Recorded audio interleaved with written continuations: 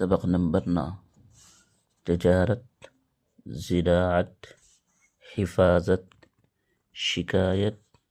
عمارت، جماعت، ضمانت، عدالت، عداوت، نصیحت، ذریعہ، طریقہ، وسیلہ، تماشا، تقاضا، تاریخ، تعریف، تعلیم، تکلیف، تعطیل، دستور، قانون، مقدمہ، مچلکا، رعایا، نتیجہ، تعداد،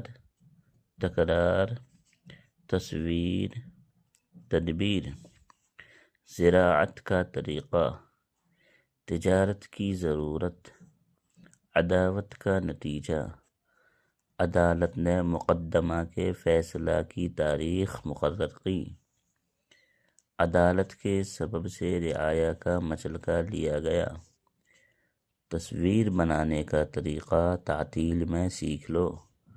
جو نصیحت نہیں سنتا وہ تکلیف اٹھاتا ہے۔